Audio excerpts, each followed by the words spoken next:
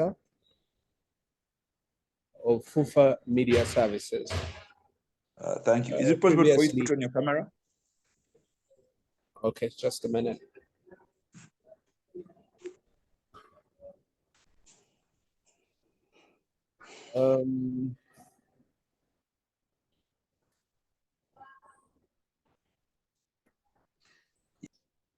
We can see you and hear you. Yes. Okay. My name is Shawn Mubiru. I am the Chief Executive of FUFA Media Services. Previously, I've been working as the Professional Leagues Manager with the Federation of Uganda Football Association, which is FUFA. Before that, I was working for Sports Club Villa as their CEO.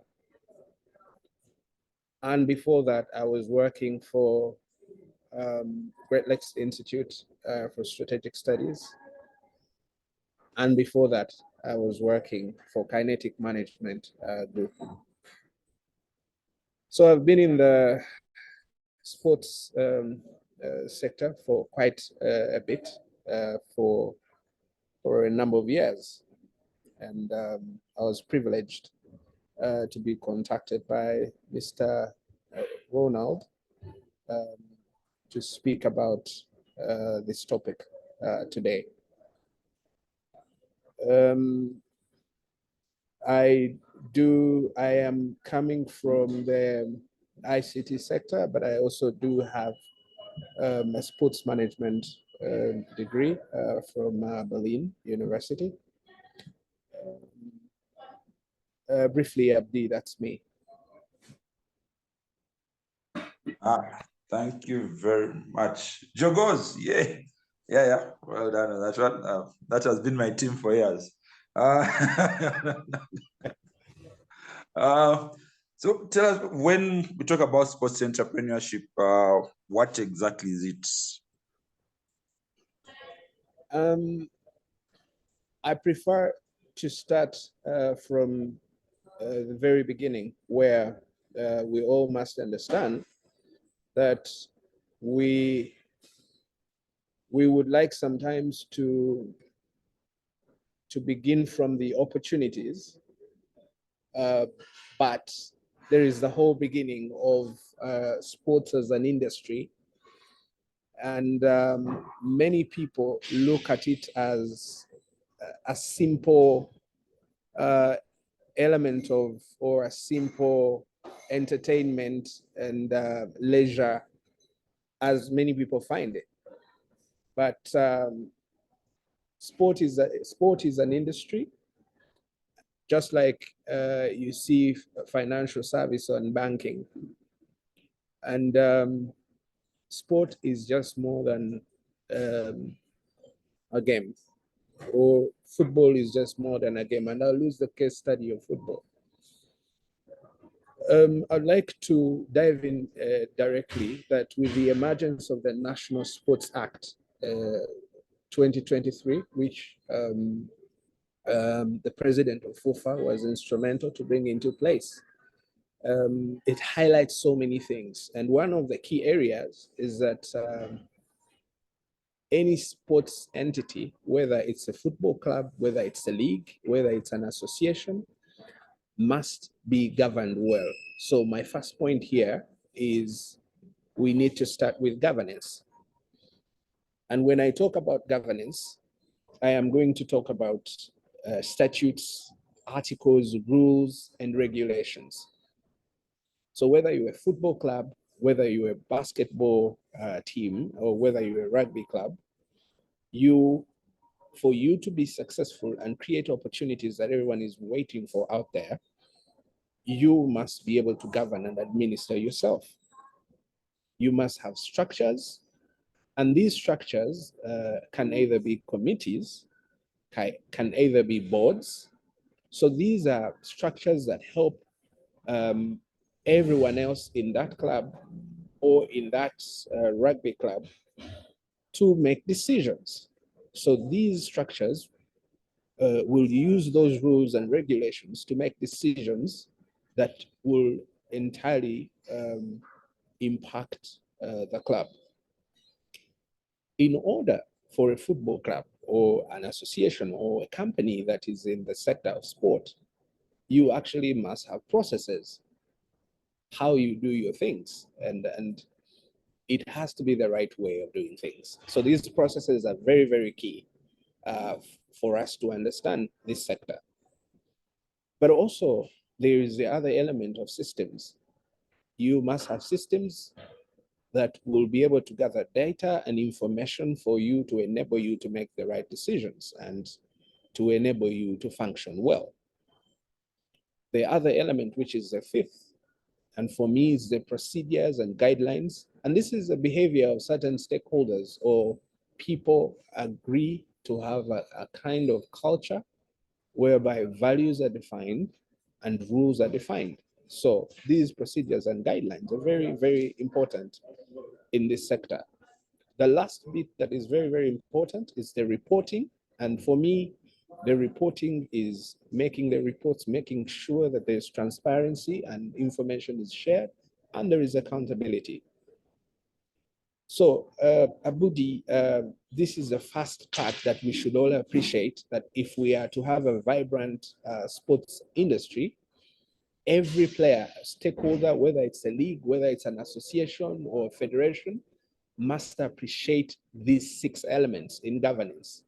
And without those appreciated, there is no industry. There is no industry for entrepreneurs to start thinking and creating and innovating. So that's the reason why we have now a National Sports Act that will be able to show all of us how to do things, when to do them, how to report. Even when you're going to do business in this industry, you're going to be guided by this act. And for me, it's an opportunity for the Ugandan sports industry and sector. Is there any questions on the first part of governance that I would like to share or emphasize on with the members? No, you can continue. People will be posting questions in chat as we go ahead, and then at the end we shall just answer questions. The next, I'll be able to share this presentation, Abdi, so that we go through quickly. Members will get it. The next bit is the key matrix of success in sports. So having talked about governance, then there are key metrics of success in sports. Number 1 is going to be performance. That whether it's a federation, whether it is a football club, for it to be able to attract people interested in the sector, it has to have performance. If it's a football club, it has to win. And when it wins, it's going to attract viewership on television. It's going to attract people in the stadiums to be able to pay tickets. But it's also going to be able to attract sponsorship. And broadcasters will be looking for it to make sure that these games, these matches are available to be broadcasted because people are looking for them. So the 4 key matrices of success in the sports sector: performance, viewership, sponsorship, and broadcasting. The third element here is the value drivers, which are in finance, performance, and trading loops. I'll tell you that I'm using football as a case study here. Every league has a format, and within that format, you find football clubs. And these football clubs play football games.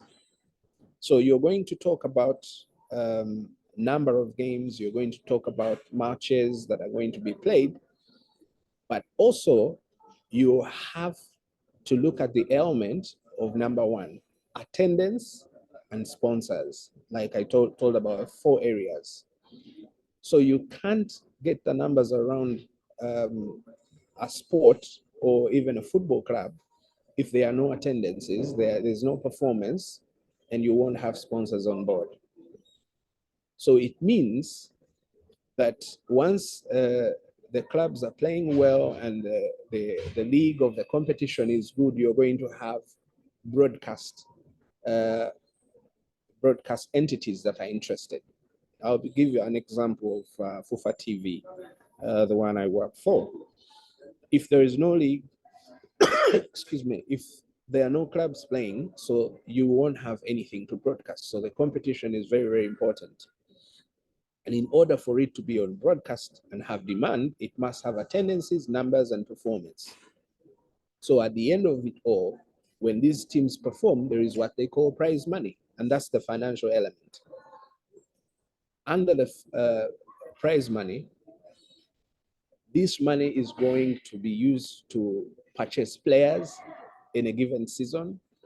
Sponsorship money is going to be used to purchase players that are going to join these clubs. And then a football club will definitely be thinking about player retention or player development. So a football club will do all this under what is called a transfer period. We have two transfers in football, and the primary and the secondary window where players are registered, purchased, registered, retained, and developed. I would like to go to the ecosystem. Sport has an ecosystem that every one of us must be able to appreciate. And the first point I emphasized while I was here was governance. Governance is key to success in sport. Without governance, proper, good governance, you will not be able to attain the success that you're looking for. The second part is talent, scouting, and training. You must be able to look out for the best talent across the country, across the region, across the continent for you. So that means you are going to recruit scouts. So scouts are people that look out for talent, and because they have scouted and this talent is good, it needs to be trained. So it means you're going to recruit professional coaches. And all the people that I'm talking about, scouts and coaches, these are opportunities within football, within sport. And all these opportunities, people must be able to study and be given the required knowledge and the attained grades to be able to get to be certified to work in the sector. So the other part of the sports ecosystem, there are sports goods, and there is also manufacturing. I'll give you an example. But in the Star Times Uganda Premier League, you will find that there are 16 teams. 16 teams play 240 games a season. So they play each other home and away. So it means that these teams will need jerseys, will need training kits, will need boots, will need bibs. They will also need towels. They will need so many things that are entailed in sports goods. So there is a manufacturing element when you look at sports goods. And now, the fourth part is the sports events. That all the matches, the 240 matches that are played in the season from September, we begin the league on the September 15th to June 30th, next year, 2024. So 240 sporting events in the Star Times Uganda Premier League alone. But as FUFA, we have all the other sporting events, which include the Uganda Cup, the FUFA Drum, the FUFA Women's Super League, the Women's Elite League. All these are sports events that can be created. And these are opportunities because if a football game is available and I want to go to the game, you must be able to create a memorable environment for me to come back. You must be able to create experiences for these fans. in most of the games, you will find that people walk in, they have come to do a game, but they want to do a side meeting as well. Or they want to catch a meal, they want to catch a drink.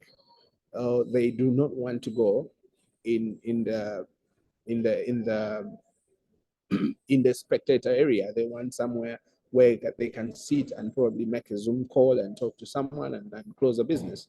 So for me, we need to have this fourth element of sports events very, very, very uh, carefully and keenly looked at, and then be able to create experiences and memories for the football fans. So that's where you will find that a lot of fan engagement needs to happen. There is sports retail. I talked about the third element, which was sports goods. So every club, every season, orders for jerseys. And within these player jerseys, there's what they call the replica. The fans' replica jersey are the ones that can be retailed, can be sold in retails. You can sell vuvuzelas, you can sell flags, you can sell scarves of these football merchandisers. So there is sports retail as one of the ecosystem in sport. Infrastructure developing. You're looking at now there about three or four stadiums that are under development. I'll begin with what FUFA is doing. FUFA is building the Kadiba Stadium in Mengo, and also working in Lugazi, where it has another piece of land for stadiums. But we also have the national stadium that the government is building, which is Nambore National Stadium. On the other side, we also have Nachivubo that is under development. There is also another project somewhere in Uboa. A stadium is also being built. So there are also small business entrepreneurs that are building small playing turfs across the country, whereby people are playing in the evening, exercising and all that. So this is infrastructure development. And all these are areas in the ecosystem and opportunities. Sports marketing is the next one. You will ask me, how do you do this? And there's what is called sports management, and people go to universities, colleges to be able to get this certification, to understand how to market and how to sell a sports asset or property. So under this, you have sponsorships, you have people who study and sit exams with FIFA now, who are football agents.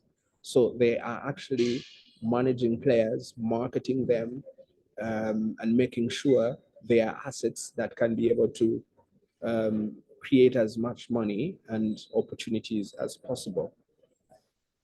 So the other key element, and the last one, is funding. There are opportunities of getting funding from the private sector, or even through development banks that can be able to help to be able to fund sport and make it viable and create assets that can be bought by many other consumers. Under those consumers, and I'll begin with content providers.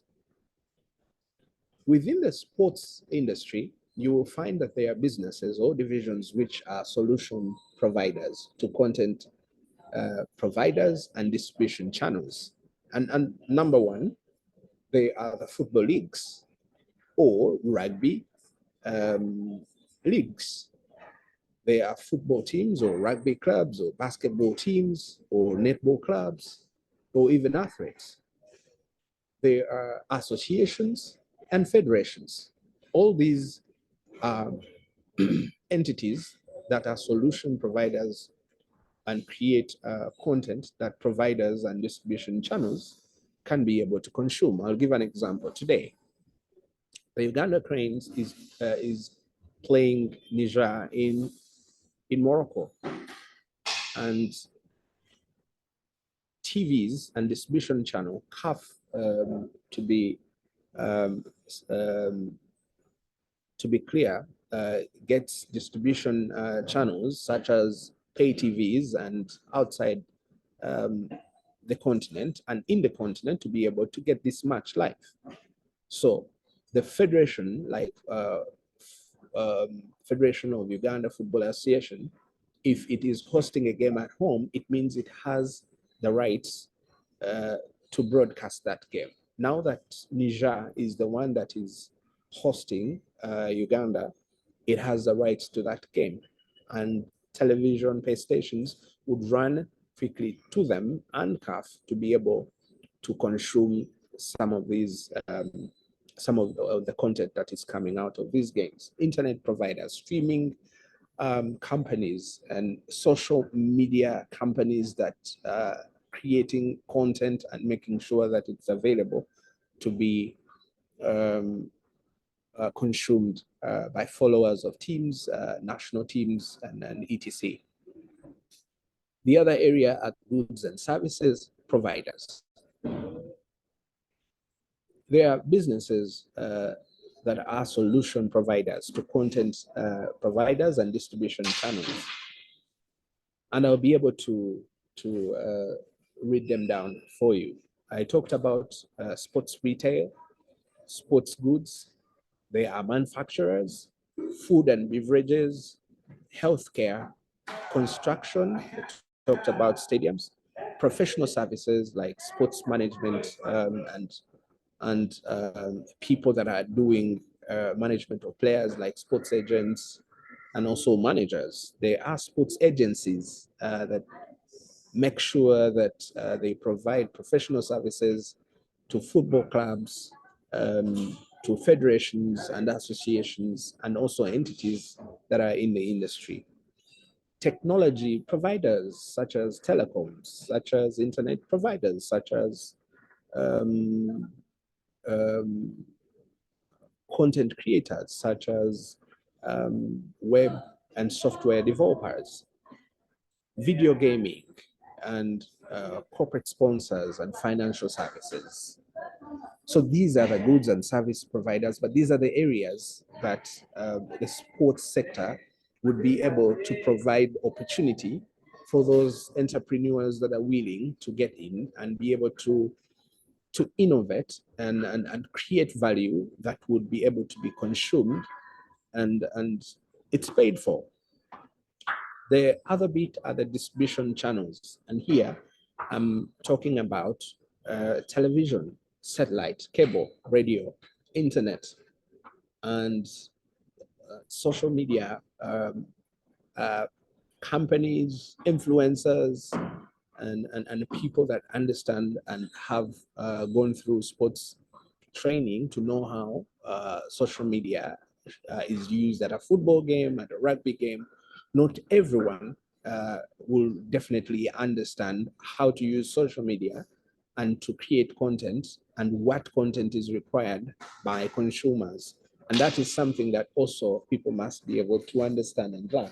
And probably one other time we'll be able to talk about that and people get to understand, because this is an area that is not as well being exploited by our young people, and they should, because they involve themselves in other elements of, let's say, music and all that, but sport is actually missing on a very huge percentage. Print media, and then facilities. So facilities, and I'm talking about hotels, restaurants, sports clubs. I'm talking about gyms where people go. When I talked about television, I meant that televisions are there, television stations and cable companies are there to distribute this content, and just like social media does. So in looking at this sports industry, you would see that once you understand the sports ecosystem, then you can easily know where you fit as a professional, as a young person that has skills. You will definitely take that path and be able to exploit it to create value within the industry, and then be able to create assets that can be bought, that can be exchanged for value. This is the ecosystem, and this is a sports industry and what it can provide to private sector, to government, and development partners. And I'll tell you that if you look at the private sector, and I'll give you an example that FUFA has partners like MTN, like Medical, Now Special. You have companies that have understood that sport can actually be used as a tool to be able to do business.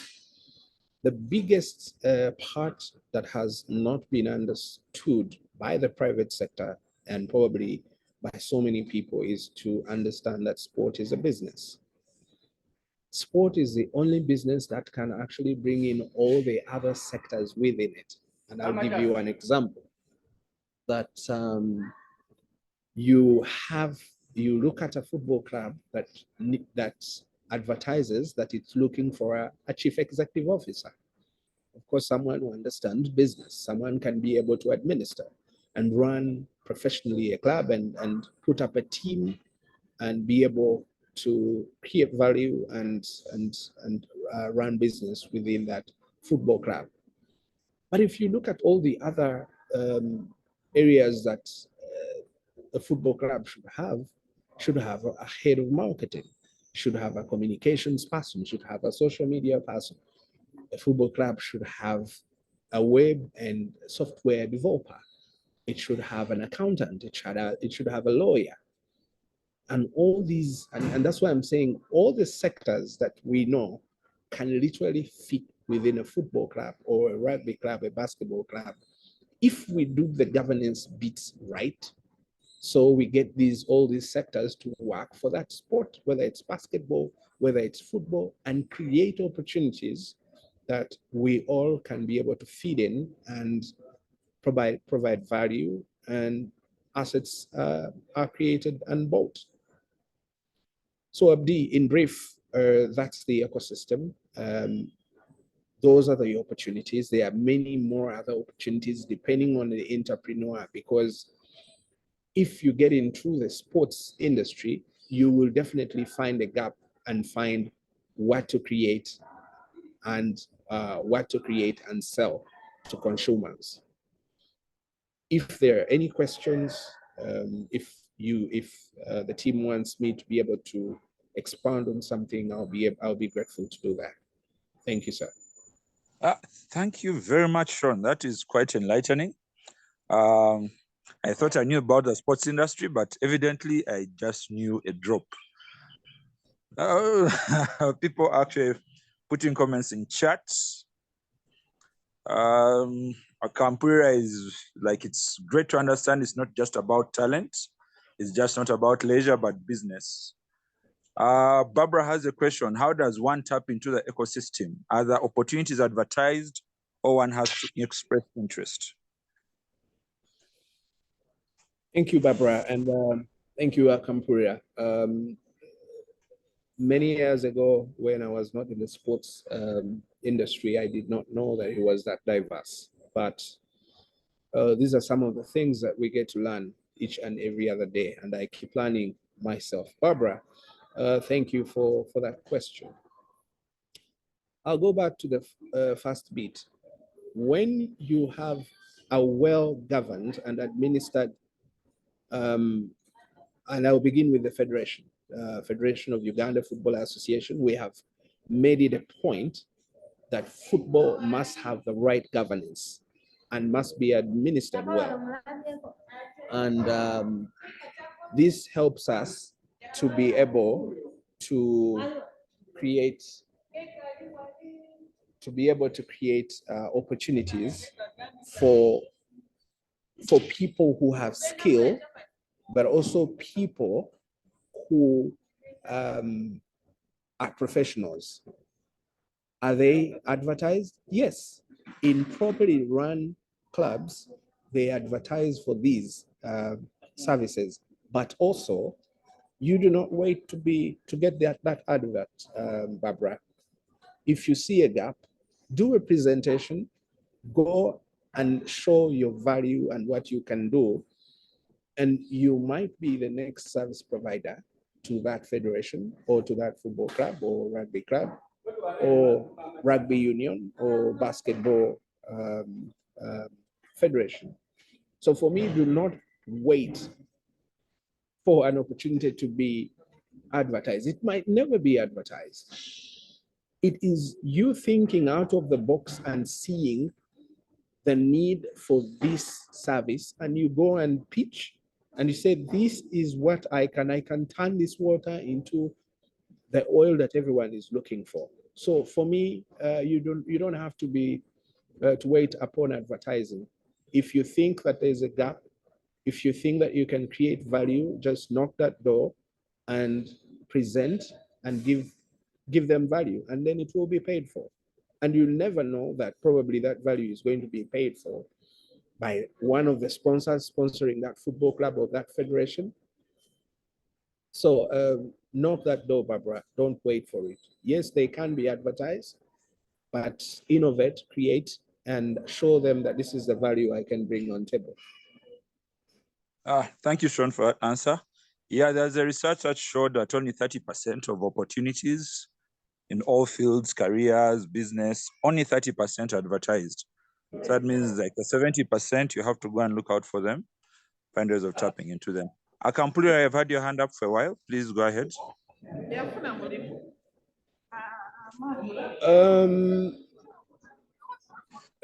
I go ahead? I see no but. Yeah, okay. Yeah, we can go to the chat in case. Yeah, I'm on the chat. I'm seeing nobody is asking how much is it to set up a small sports turf post and all that. Well, I don't know what you want to do, but I might not have the right numbers because the taxes keep changing back and forth. So I might give you the wrong numbers, but I can do that research for you and be able to share through Abdi or Ronald.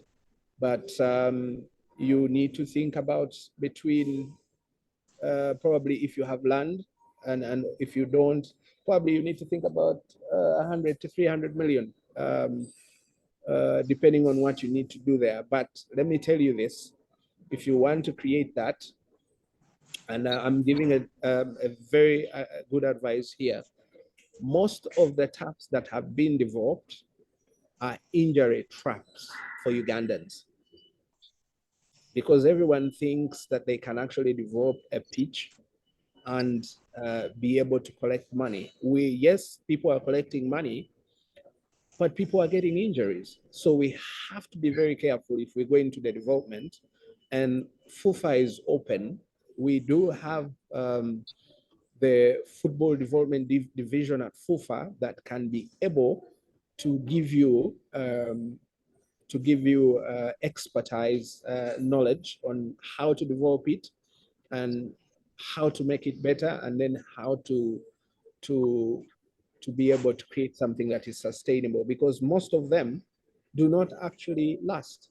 So Norbert, you can pass by FUFA, and I will hand you to the football development director, who will be able to answer this question, but as well give you the right costs, but give you the right expertise to develop that pitch.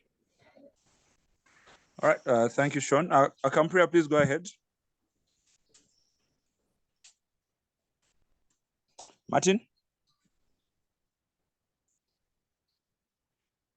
Okay, as Martin, please. There's Martin has a question. Hello, good morning.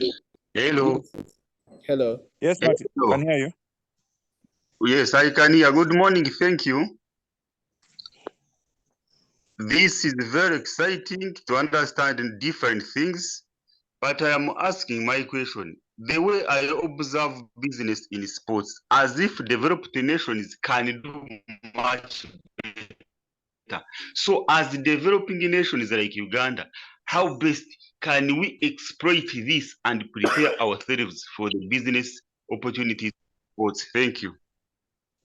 Thank you, Martin. I had read your question. I was going to answer it, but my very deep dive was into the National Sports Act 2023. Remember, the 1964 National Council of Sport Act had been there for a long time, so it had become obsolete, and it wasn't answering the questions of modern day sport. So if we can all take an opportunity to get that document, to get that piece of law and read it. In that law, we've been able to guide how government can be involved in investment of infrastructure.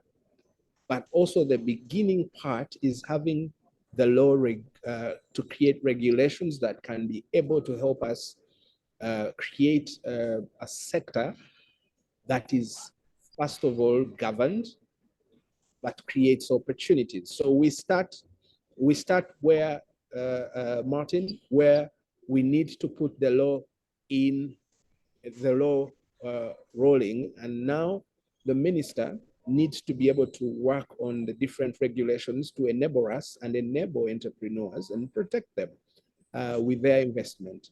But to answer your question about developed countries is that you must have the right governing instruments in place, and you must be able to accept to invest in infrastructure, because that's what really guides in a lot of the hosting of sports events and all that.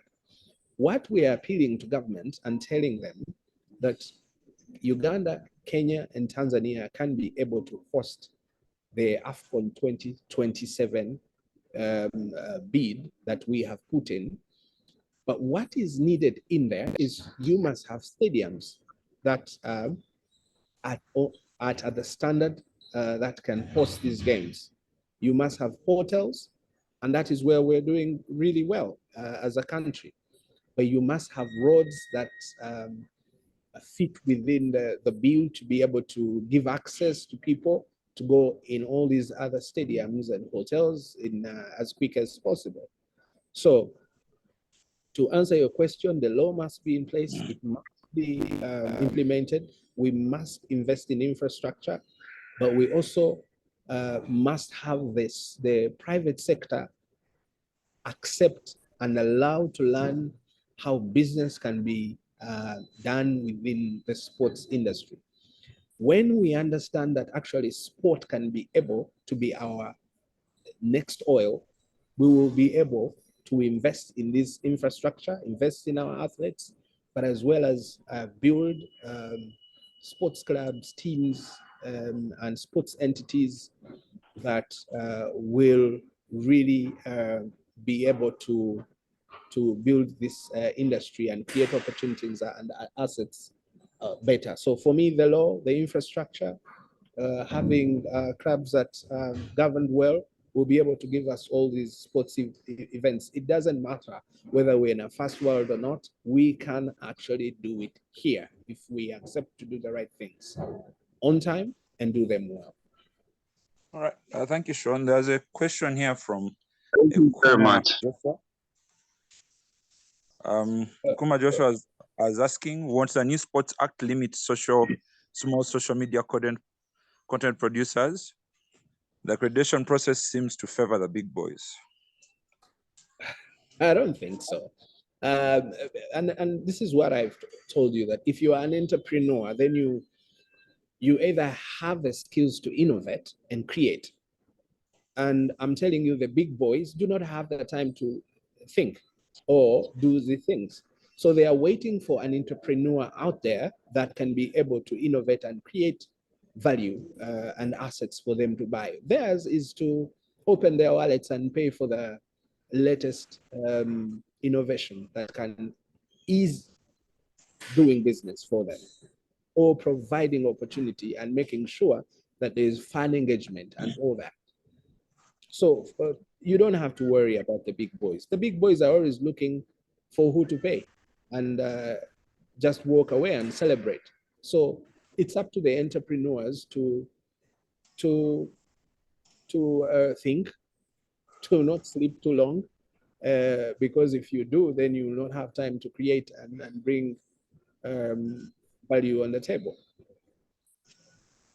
All right. There's something from Barbara who says her observation is in the listed environment clearly leaves out people issues and especially health related.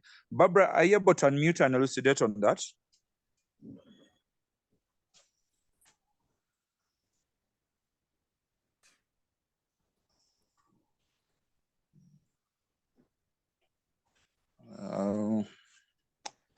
Okay. Well, she's not, but just maybe from the list of opportunities you listed, out of them were product based and service based, or the few other soft ones that might have missed out, like HR. But if I understand Barbara, she's looking for opportunities for people, right? I say that if you look, for example, at a football club, for instance, it needs a chief executive officer. Kampala Capital City Authority Football Club has a female chief executive officer, and one of the best in the country in regards to administering a football club. The other bit I said, they need a finance person, they need a lawyer. So all these are people. So whatever sector you see outside, it can fall within football. And this depends on how a football club builds its structures and accepts to be governed and administered well. So health related, massive. They need doctors. They need physios. These players you see do what they call medicals every season. So they have to go through rigorous checks and pass medicals and be able to get that letter from a health professional. So a health professional is needed to watch injuries, watch players are fit and all that. You need nutritionists to be able to give these players the right meals, but also advise on what they shouldn't and what they should eat. You need professionals that are going to let them know how much rest and how much recovery they need to do. So all these things are not going to be done by entities and all. They're going to be done by individuals that have acquired this knowledge and are certified to do this work. So there is immense opportunity within this sector. I don't know if I have answered Barbara's question, but. Okay, well, I hope so. Elizabeth, you had your hand up. Please go ahead. Yeah, thank you so much for this opportunity. Very good morning to you all. Shawn, thank you so much for this presentation. My name is Elizabeth Sempewa, and I'm the manager of the She Cranes team, which has just come back from South Africa. Wow. So you can welcome. Yes, please. You can imagine what I want to talk to you about. I've realized the immense opportunities that are within the netball arena, and I would like to have the opportunity of discussing this with you on one-to-one. I don't know whether that is a welcome opportunity. Elizabeth, thank you very much. Thank you for the performance in South Africa. You made us proud. Tell the girls we are grateful. We love them. Yes, we can have this one-on-one because I live sport. I love sport. I want to see the girls. My girl plays netball. She's still young, but yes, I want to see her and other girls in the country to have a netball sector that can be able to pay them better, can be able to give them the comfort they should have while at the national team and clubs. So yes, Elizabeth, we can do this. Elizabeth, thank you so much. Tell the She Cranes we were really proud and happy for their performance. It was interesting going to different places and people are following the game online. They're looking for where to watch the games of the She Cranes, and they're supporting all throughout the end, all to every final game. People are playing and supporting. They made us so proud. Thank you very much, Elizabeth. I will share. Abdi, there Yes, is a please. question. There's a question from Bernard. I think we haven't answered it. Bernard Waswa. Yes, just coming to that one. What are the opportunities in football data management, data processing, and data analytics? Okay, let me tell you this, that I'm going to share an experience. When the World Cup was in South Africa, we qualified as Uganda Cranes. And the South Africans were here looking for data. And they were paying as much as $100,000 to get data on football players in Uganda. Yes, the Federation has, but let me tell you this. There are opportunities to collect data, have mobile apps that can be able to use AI and be able to collect this data easily. For example, FUFA TV, we would want something like that. We would want someone who can give us that. So to ease our ability to do analysis and to have factual data that can be, so there's opportunity available within the sector, football, and I think with rugby and all these other sports. All sports requires data, and without data, you can't do much. So this data is actually referenced during commentaries, and all this commentary data is gotten through companies that have set up and come out to be leaders in the industry and provide this data correctly. So there is an opportunity. I see a few entrepreneurs in there, but for me, I think it can be done better. And depending on if you understand the game and know what is required, you will create better a software or a tool that can be able to aggregate all this data and be used. And it can be bought by clubs, it can be bought by the league, it can be bought by the federation. So for me, yes, there is. All, like I said in the very beginning, is that if you see the opportunity, go for it. I'm open. We can discuss, and I tell you, okay, this is something that you can do, because we need this industry to have a lot of data, correct data, but also have tools that can be used to aggregate and reference. So Okay, yes, data scientist, you can help us. All right. Ann Waija has a question. No, sorry, Ann Waja. What's your take about sports academies? Are they regulated to ensure sports persons are not exploited? And how do they work with others like talent scouts? Not long ago, we had a technical document that we worked on as FUFA, and our interest was to make sure that all these are streamlined. The legal regime is that they have to be registered at FUFA. And once they are registered, they will be able to get a certificate to practice. Once they are registered, even before they get that certificate, they must have trained coaches. They are regulations that we are working on, such as safeguarding, that are required, because if you're going to take your daughter or your son to a sports academy, they must have regulations, they must have rules, they must have policies.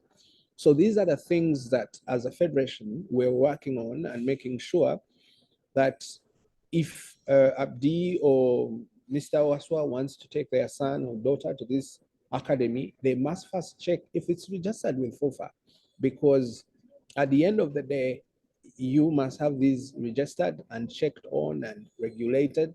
So to be able, they are doing the right thing. So yes, scouts are going to be trained as well and given certificate to do the job.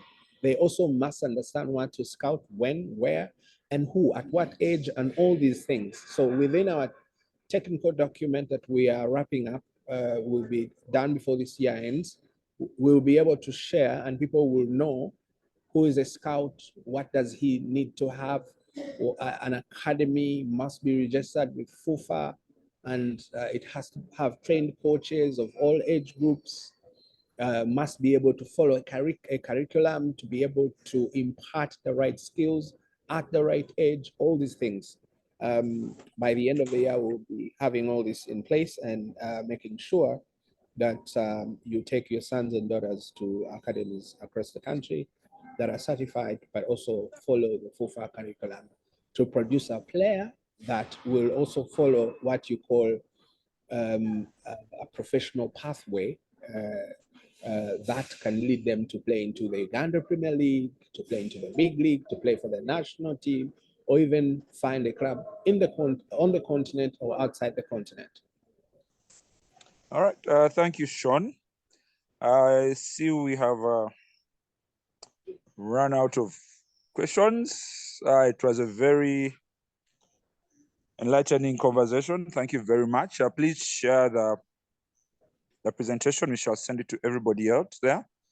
If you're up to it, you could share your contacts in chat for people who want to get in touch with you. Okay. So what is your last word on sports entrepreneurship before we wrap up for today? Well, I'm thrilled that we have people interested in the sector, and that people want to learn and want to create and be able to give us value. And what I can tell you is that don't rush. Find as much information that you need. Do the research, and back and forth with help from people at FUFA, at other federations within the different sport. Make sure they answer these questions before you actually, because the biggest resource is time, because you might invest time and then end up that you did not start by researching well. And also you end up investing in money and it becomes something that you regret. But let's start with the research. Let's ask as many questions as possible. Let us think outside the box. The sports sector, it's even not on day one, guys. It's not even on day one. We're just starting, and we need as many people out there that can be able to give us the skills that they're using elsewhere. We need lawyers, we need bankers, we need finance people, we need doctors, we need everyone to be able to create value. And once people accept that they can actually turn around the sector and make it profitable, we will not regret. But let us involve the private sector. The private sector has the money that we need. So we need to do a number of these engagements to engage private sector decision makers to show them that indeed they can be able to use sport as a business tool to be able to leverage and sell their products out there. So thank you very much for everyone and for this opportunity to be able to speak to all of you. I've sent in my email address, personal email and phone number. The questions can come in. We can be able to answer them, and we can have the one-on-ones that any one of you would want. I sit at FUFA, so if you want a meeting, we can do it at FUFA or we can do it anywhere, so long as it's within the working hours. So thank you, Abdi and Ronald, for giving me this opportunity, and everyone for giving me this time. Have a lovely day, and all right, enjoy. thank you very much, Shawn. Thank you everybody for today.